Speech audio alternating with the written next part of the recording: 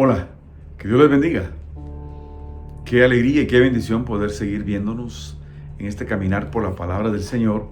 Y ahora vámonos a Éxodo, en el capítulo 17, verso 8 en adelante, en donde encontramos la historia de la primera guerra que Israel tuvo como pueblo libre,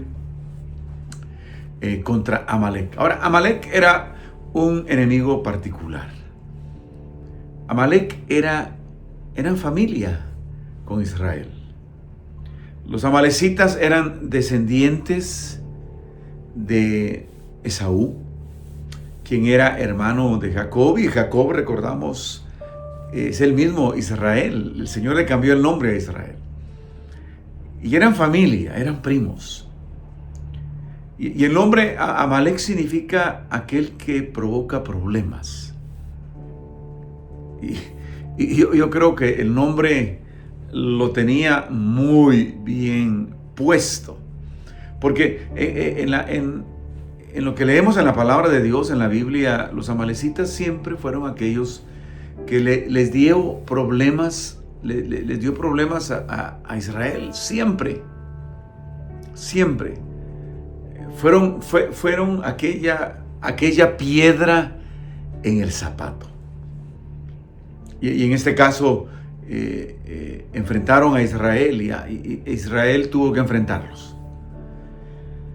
Y en la vida aparece esa situación muchas veces en donde aquellos que son más cercanos a nosotros pueden ser aquellos que provoquen más problemas en nuestra vida. Algunas veces personas que son lejanas a nosotros, no son familia, algunas veces ni amigos, pero son personas que en un momento determinado nos ayudan. Y aquellos que están cerca de nosotros, pueden ser familia, pueden ser amigos, pueden ser gente cercana a nosotros, son aquellos que en algunos momentos nos provocan dificultades, nos provocan problemas, nos provocan fastidio. Y eso era el caso de los amalecitas con Israel. Ahora, cuando leemos la palabra nos damos cuenta que sí, Moisés se dio cuenta que al frente tenía un enemigo, aunque fueran cercanos en términos familiares. Y él entendió que había que enfrentarlos.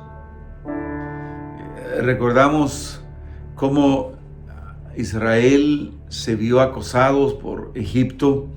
Frente tenían el Mar Rojo y por el otro lado tenían a los egipcios, y cómo el Señor guió a Moisés a tomar su vara y con ella ordenar al mar que se abriera. Y ciertamente el mar se abrió y el pueblo pasó en seco. Y después de haber pasado el pueblo, dice la palabra que los egipcios, el ejército egipcio también trató de pasar el mar en seco, y estando en medio del mar, el Señor ordenó que las aguas se juntaran nuevamente, y fue de esa manera en que el Señor derrotó al ejército egipcio. Dice que no quedó ni siquiera uno solo. Ahora, el Señor le dijo a Israel que Él iba a derrotar al pueblo sin intervención de ellos. Ellos iban a pasar y eso iba a ser todo. Ahora, en esta oportunidad, Moisés sabe que tiene a un enemigo frente a él, y busca a Dios, y en su corazón Moisés siente que ahora el Señor lo dirigía a que peleara en contra de su enemigo, que peleara en contra de él. De la manera en que el Señor cerró o abrió el mar y luego lo cerró para destruir al enemigo de Israel, pudo haber destruido al enemigo de Israel de muchas maneras, y lo hizo más adelante. Pero en ese momento específico parecía que la dirección del Señor era enfrentar al enemigo. Mire, y algunas veces el Señor nos va a pedir eso. Algunas veces el Señor nos va a decir, no, sigue adelante, yo derrotaré a tus enemigos por ti. Y yo les soy sincero, yo creo que esa es la mayoría de casos y ni siquiera nos damos cuenta. Pero el Señor está peleando por nosotros.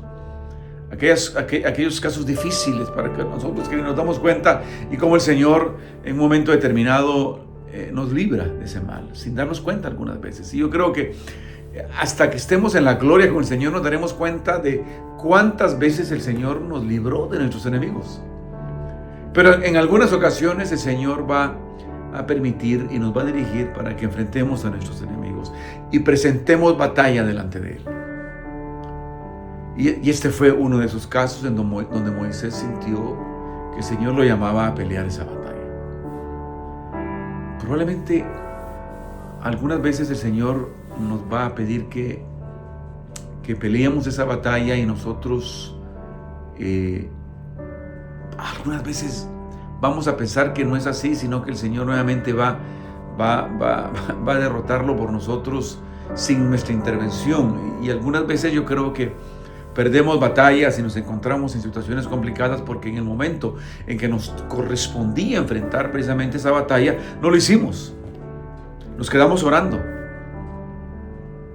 y pidiéndole al Señor que el Señor interviniera completamente cuando el Señor nos estaba diciendo, hijo, hija, pelea, yo estoy contigo. ¿Qué fue en este caso?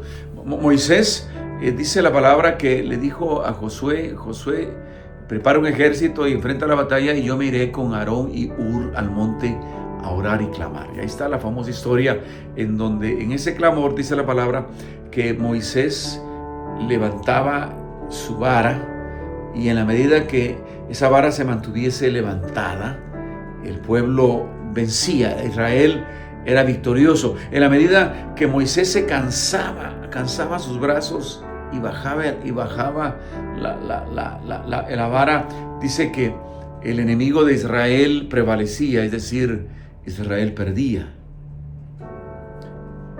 Y estuvo en esa dinámica. Moisés levantaba la vara y el pueblo ganaba, bajaba la vara, el pueblo perdía. Y seguramente Moisés, Aarón y Hur se dieron cuenta de eso y dijeron, no tenemos, aquí la clave está no en qué tan fuerte sea y habilidoso sea Josué y el ejército, sino en la presencia y el poder de Dios manifestado en esa vara, porque en la medida que esa vara se mantenía arriba, ganaban. Entonces ellos dijeron, tenemos que mantener esa vara arriba, tenemos que mantener ese clamor arriba, tenemos que mantener esa presencia de Dios manifestada en esa vara arriba. Entonces, cuando eso pasaba, el pueblo ganaba. ¿Y cuántas veces nosotros estamos peleando la batalla? Dijimos al Señor, Señor, ok, entiendo, pelearé la batalla, pero dejamos de clamar.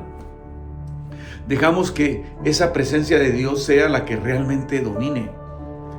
Y lo hicieron así, y Aarón y Hur buscaron una piedra para que Moisés se sentara y ellos mismos levantaban sus manos y el pueblo ganaba. Y ganó el pueblo, prevaleció el pueblo de Israel y tuvo la victoria. ¿Por qué? Porque ellos pudieron confiar en el Señor, y cuando lo hicieron y ganaron, el Señor lo hizo para que ellos se dieran cuenta que no era por sus fuerzas, no era por sus habilidades, no era por sus recursos, era porque Dios estaba con ellos. Mira, Dios quiere Dios te ha dado la victoria, pero Él necesita que tú reconozcas que Él es el que da la victoria. No eres tú, no soy yo, no son nuestras fuerzas, es por el poder de Dios, es por el poder de Él. Y yo no sé cuál sea tu situación presente, no sé cuál sea tu batalla. Lo cierto es que estás en esa batalla, te determinaste a pelearle a batalla, quisieras o no quisieras. Lo cierto es que estás en esa batalla. Yo te invito a que ahora subas al monte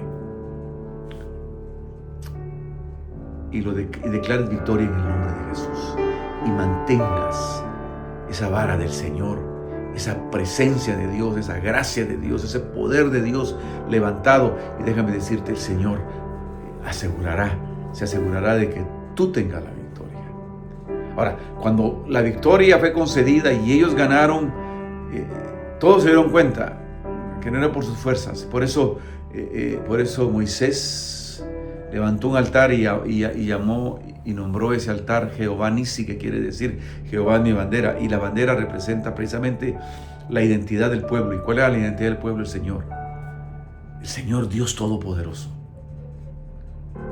Mira, tú y yo, como hijos de Dios, tendremos la victoria en el nombre de Cristo, pero necesitamos estar comprometidos con Él y darle la gloria a Él. No creer que es por nuestras fuerzas, no creer que es por nuestra capacidad, sino que es porque el Señor es el que está con nosotros. Él nos da la victoria. Por lo tanto, declaramos Jehová Nisi. Él es nuestra bandera, Él es nuestro estandarte. Para Él es la gloria, la honra y el poder en todo lo que hagamos, en todo lo que logremos. Por lo tanto, honremos al Señor. Si quieres la victoria, comprométete a honrar al Señor en todo lo que eres, en todo lo que haces. Esa es la clave. Eso es lo que el Señor quiere. Por lo tanto, en el nombre de Jesús, la victoria es tuya. Que Dios te bendiga. Que la paz de Dios esté contigo, su poder y su gracia y su victoria esté contigo. Nos vemos a la próxima.